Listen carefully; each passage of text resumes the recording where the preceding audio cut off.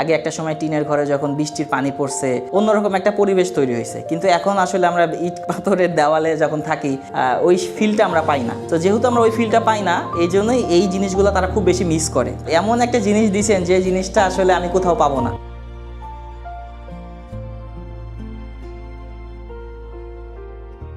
মূলত ফার্স্টে আমি পেইন্টিং করতাম, কিছু নেচার পেইন্টিং করতাম, গ্রামের দৃশ্য বানাইতাম। তো এই জিনিসগুলো করতে করতে যখন আমি একটা ক্যানভাসে একটা গ্রামের পেইন্টিং করতেছি, তখন মনে হলো এই গ্রামটাকে চাইলে তো আমরা হাতে বানায় ফেলতে পারি। এই সব কিছুই সম্ভব, কল্পনা মিশে যাচ্ছে বাস্তবে।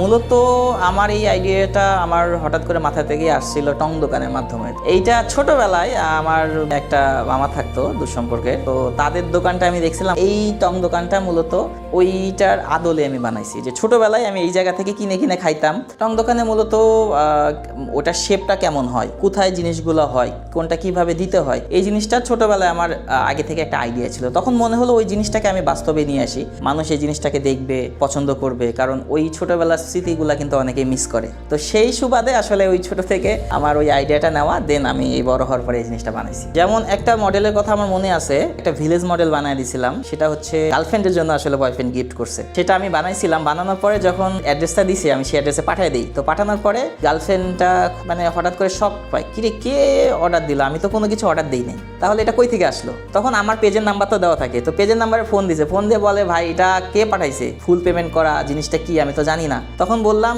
এই নাম থেকে একজন পাঠাইছে। তখন বলছে ও আচ্ছা আমার বয়ফ্রেন্ড পাঠাইছে। তখন বললাম যে আচ্ছা ঠিক আছে, আপনি খুলে দেখেন, জিনিসটা যদি সেফ থাকে আপনি রিসিভ করে নেন, পেমেন্ট করা আছে। তখন ওই যখন মডেলটা খুলে দেখে তখন দেখে কি একটা গ্রাম, ছোট্ট গ্রাম, এটা তো কখনো কোথাও দেখি নাই। তখন খুব বেশি খুশি হয়। তারপরে হয়তো তার বয়ফ্রেন্ডকে বলে যে আনকমন একটা জিনিস দিছো, তখন এমন খুশি হয়, ওইটা তো আসলে আমাকে ডিটেলসে বলবে না, বাট বোঝা যায় তারা অনেক বেশি খুশি হয়। তো আমি মূলত ওই অর্ডারের যদি কথা বলি, আসলে এই জিনিসগুলোর দাম অনেক বেশি হয়। অনেকে বলে যে ভাই এগুলোর দাম এত কেন, কিডনি বিক্রি করতে হবে নাকি? আমি বললাম না। আবার অনেকে বলে এটা স্বর্ণ দিয়ে বানানো নাকি? তখন বললাম যে আসলে এই জিনিসগুলো স্বর্ণ বা কিডনি বিক্রি করার জন্য না, এটা এরকম টাইপেরই। যেমন আইফোন সবাই কিনতে পারে না, যাদের সামর্থ্য আছে তারা কিনতে পারে, আর ওটার ভ্যালু ওইরকমই। এখন যদি আইফোন সবাই কিনতে পারে, জিনিসটা সস্তা হয়ে যাবে, মানুষ এটার মূল্যায়ন দিবে না। ঠিক আমাদের যে কাজটা, এটা সস্তা কাজ না, এটার পিছনে যথেষ্ট পরিশ্রম, সময়, ধৈর্য এইসব দিতে হয়। তো একটা জিনিসের পিছনে যদি আমরা এত সময় ধৈর্য দেই, তাহলে অবশ্যই এটার দাম বেশি হবে। একটা সরকারি প্রজেক্ট করছি, একটা না মোটামুটি অনেকগুলো করা হয়েছে। কিছু জিনিস শেয়ার করা যায়, কিছু জিনিস শেয়ার করা যায় না। তার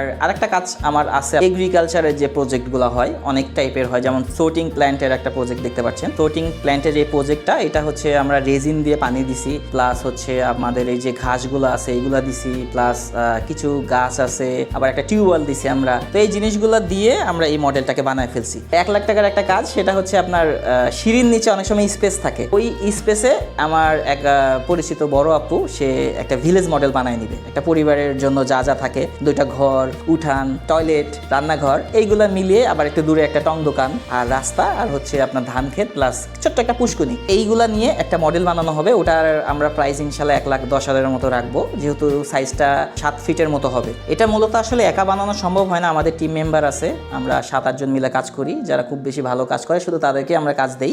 এটা মূলত আসলে যারা প্রজেক্টের কাজ করে, যেমন বিল্ডিংয়ের কাজগুলো দেখতেছেন, ধরেন একটা আর্কিটেকচার মডেল হবে বা একটা জায়গার মধ্যে একটা বিল্ডিং উঠবে, তো তখন তারা ওই বিল্ডিংটার একটা 3D মডেল আমাদের দেয়। তো দিলে আমরা ওই অনুযায়ী মডেলটাকে বানায় দিই। এটা দেখে ইঞ্জিনিয়াররা সুন্দর করে একদম রিয়েল বিল্ডিং তুলে ফেলে।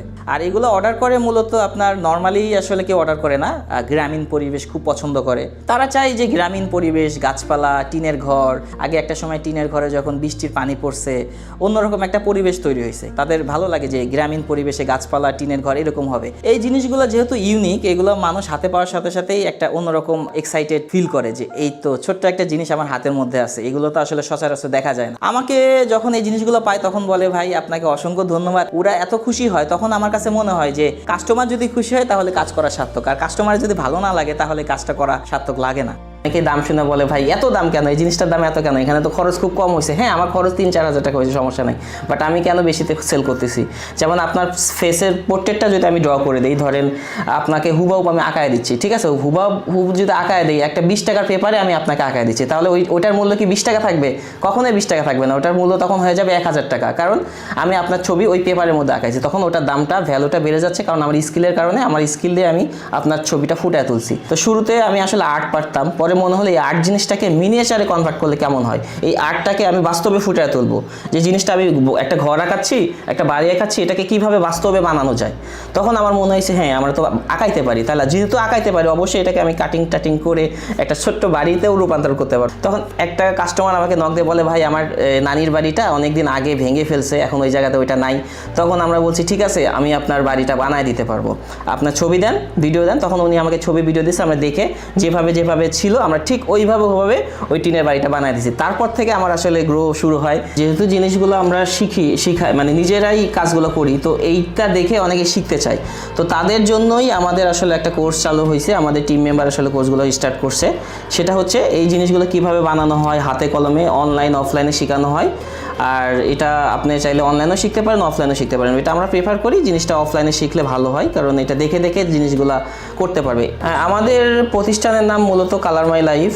সো আমাদের পেজের নামও এইটা, আমাদের ওয়েবসাইটও আছে কালার মাই লাইফে। আমি কিন্তু টেক্সটাইল ইঞ্জিনিয়ার, আমি গ্র্যাজুয়েশন কমপ্লিট করছি 2023-এ সাউথ ইস্ট ইউনিভার্সিটি থেকে। আমি এখন পর্যন্ত চাকরিতে ঢুকি নাই, প্লাস অ্যাপ্লাইও করি নাই, আমি চাকরির দিকে যাইও নাই, আমার চাকরি আসলে ভালো লাগে না। তো মনে হয়েছে যে এই জিনিসগুলো যদি করি আমারও শখ মিটলো, প্লাস কিছু আর্নিংও হলো। আর ইন ফিউচার আমার মনে হচ্ছে যে এটা দিয়ে আমি অনেক কিছু করতে পারবো, আমার মনে হয় না যে চাকরিতে যেতে হবে। সো সেক্ষেত্রে আমি প্ল্যান করছি যে এটাকেই একটু ভালোভাবে যদি আমরা করতে পারি, আয়ত্তে আনতে পারি, তাহলে এটা দিয়েও বিজনেস করা সম্ভব।